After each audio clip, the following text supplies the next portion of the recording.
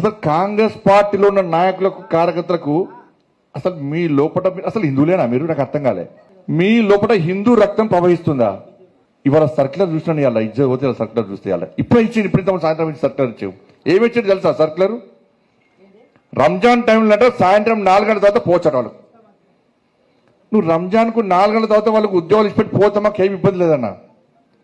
కానీ నా అయ్యప్ప ఏం పాపం చేసిండు? అయ్యప్ప స్వాములు ఏం పాపం చేసిండన్నా?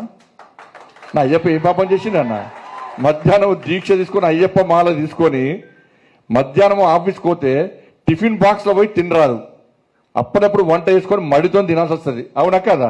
ఇలా ఈ ఉద్యోగస్తులు, ఉపాధ్యాయులు, ప్రైవేట్ ఉద్యోగులు కూడా అయ్యప్ప దీక్ష తీసుకొని ఉద్యోగానికి పోతే మధ్యాహ్నం పోదామంటే ఎవరు ఎప్పుడు తనిఖీ చేస్తారో, ఎప్పుడు సస్పెండ్ చేస్తారో ఒక భయానక వాతావరణంలో ఉద్యోగస్తులు, అయ్యప్ప దీక్ష చేసుకున్న ఉద్యోగస్తులు భయపడే పరిస్థితి వాళ్ళ తెలంగాణ రాష్ట్రంలో ఉంది.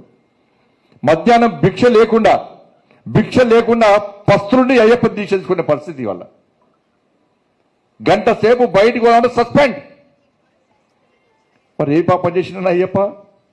ఆంజనేయ స్వామి దీక్ష చేసుకుంటే బాల ధరిస్తే వాళ్ళకు ఎగ్జామ్షన్ ఏం లేదు.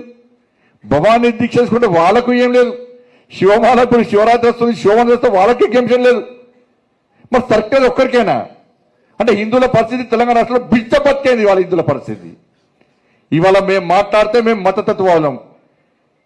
అరే అక్కడెక్కడో వికారాబాద్లో తబ్లికి జమాత ఇస్లాం అని చెప్పి ప్రపంచ దేశాలు, అనేక దేశాల్లో నిషేధించే సంస్థ, ఉగ్రవాదులను పెంచి పోషించే సంస్థ వికారాబాద్ లో మీటింగ్ పెడితే ఇదే తెలంగాణ ప్రభుత్వం, ఇదే కాంగ్రెస్ పార్టీ ప్రభుత్వం 2.5 కోట్ల రూపాయలు ఇచ్చిందని వాళ్ళ మీటింగ్ పెట్టుకోమని చెప్పని. ఏడవైంది కాంగ్రెస్ పార్టీ నాయకుల పట హిందుత్వం ఏడవైంది? వాళ్ళ హిందూ రక్తం లేదా మీద? మీరు డుబ్బుగాళ్ళు అమ్మీరేమన్నా? బొట్టు పెట్టుకుంటలేరా? పై అనుకుంటే మీ కుటుంబ సభ్యుని, భార్య పిల్లలను గుండె మీద చేసి అడుగుమని చెప్పండి. మీ ప్రభుత్వం చేసేది కరెక్టా అని చెప్పండి.